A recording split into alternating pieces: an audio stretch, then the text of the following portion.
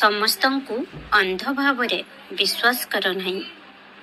ଏହି କଳିଯୁଗରେ ନା ତୁମର ନିକଟତର ହେବା ପାଇଁ ଛଳନା କରୁଥିବା ଲୋକମାନଙ୍କର ଅଭାବ ନାହିଁ। ସେଥିପାଇଁ କହୁଛି, ସାବଧାନ ରୁହ ପିଲାମାନେ। ଯଦି କେହି ତୁମକୁ ଅପମାନିତ କରେ, ତେବେ ତୁମେ ଶାନ୍ତ ରହି ବହୁତ ବିନମ୍ର ହୋଇ ସେମାନଙ୍କୁ ତୁମର ଉତ୍ତର ଦିଅ। ତୁମର ପକ୍ଷ ରଖ। ତୁମର ଏହି ନମ୍ର ସ୍ୱଭାବ ଯୋଗୁଁ ସେମାନଙ୍କୁ ସେମାନଙ୍କର କଲା କର୍ମ ପାଇଁ ଲଜ୍ଜିତ ଲାଗିବ।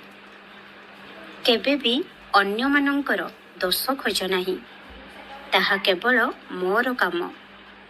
ତୁମର କାମ ହେଉଛି ସମସ୍ତଙ୍କ ସହ ସ୍ନେହପୂର୍ଣ୍ଣ କଥା ହେବା ଏବଂ ମୋର ଲୀଳାଗୁଡ଼ିକର ବର୍ଣ୍ଣନା କରିବା। ମୁଁ ଚାହେଁ ମୋର ପ୍ରତ୍ୟେକ ପିଲା ଏପରି ହେବା ଉଚିତ ଯେ ମୁଁ ସେମାନଙ୍କୁ ନେଇ ଗର୍ବ କରିପାରେ। ସେଥିପାଇଁ ତୁମର ଜୀବନକୁ ସେହି ଅନୁସାରେ ଜୀଅ। ଖୁବ୍ ଶୀଘ୍ର ତୁମେ ଏମିତି ଏକ ଲୋକ ସହ ଭେଟିବ ଯିଏ ତୁମ ଜୀବନରେ ବହୁତ ଭଲ ପରିବର୍ତ୍ତନ ଆଣିବ। ସର୍ବଦା ଖୁସି ହୁଅ ଏବଂ ହସ ଖୁସିରେ ରୁହ। ମୁଁ ତୁମକୁ ବହୁତ ବହୁତ ଆଶୀର୍ବାଦ କରୁଛି।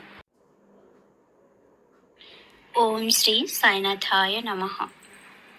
ବାବାଙ୍କ କୃପାରୁ, ଆମ ସାଇଙ୍କ କୃପାରୁ ଆଜିର ଏହି ନୂଆ ଦିନଟି ଆମକୁ ମିଳିଛି। ଆସନ୍ତୁ ଆଜିର ଦିନଟି ବାବାଙ୍କ ଶ୍ରୀଚରଣରୁ ଆରମ୍ଭ କରିବା।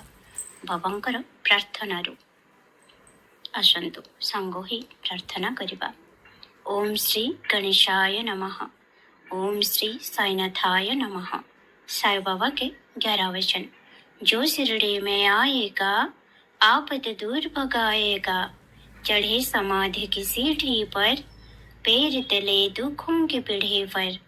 त्याग शरीर चला जाऊंगा, भक्त है तो दौड़ा आऊंगा। मन में रखना दृढ़ विश्वास, करे समाधि पूरी आस।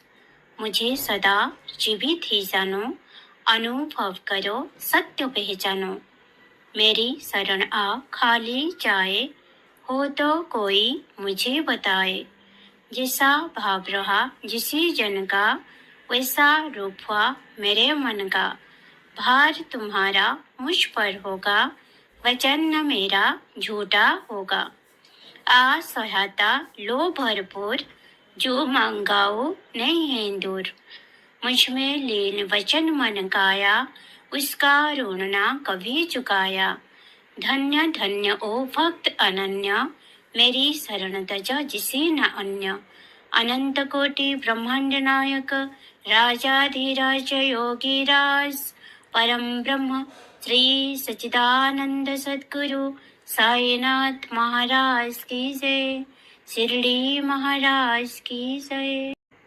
हे साईनाथ, समस्तଙ୍କ प्रति कृपा करंतु, समस्तଙ୍କ प्रति दया करंतु बाबा, रहम करंतु। ओम साई राम, जय साई राम।